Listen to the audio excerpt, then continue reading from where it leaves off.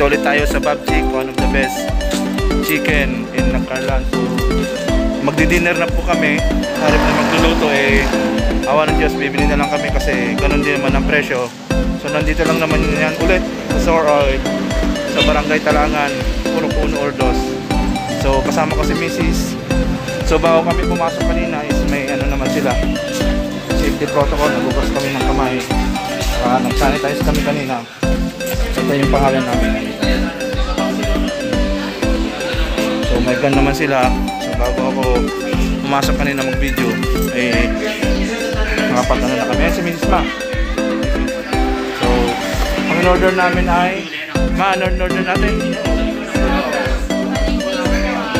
small box ako sa honey glaze at saka honey honey glaze spicy yung honey garlic spicy. Yeah, so salamat at pinayagan ulit akong mag-vlog dito sa Bob Chick sa Naccarlan, Laguna.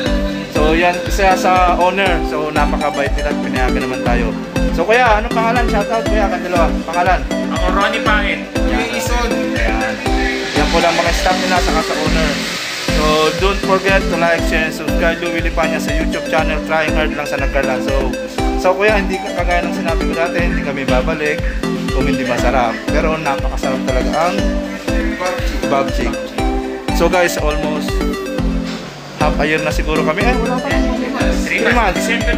December po nagsimula. So from now and then hanggang ngayon is talagang bumabalik po kami. So hindi naman araw-araw. Ibig sabihin at least twice a week o thrice a week. So kaya salamat. So i-upload natin to sa ating YouTube channel dito sa Bob Chick Naccarlan, Laguna. Dito lang po yan sa Zor Oil. Barangay Talangan. So salamat po at sana po ipatuloy yung tangkilikin ng Bob Chick Naccarlan. God bless. Yan po ang kanilang mga staff kuya. Yan, dating gawin. Yan. Nakatalikod. Hoy, kaway, pag-pay time. Sabihin yung YouTube channel mo, paris YouTube channel mo. YouTube channel ko is Willie Panya. Willie Panya. Yeah, simple as that. Don't forget to like, share, and subscribe. So, cut na natin dahil nagluluto sila. So, hintayin lang namin ang aming order. So, kaya salamat.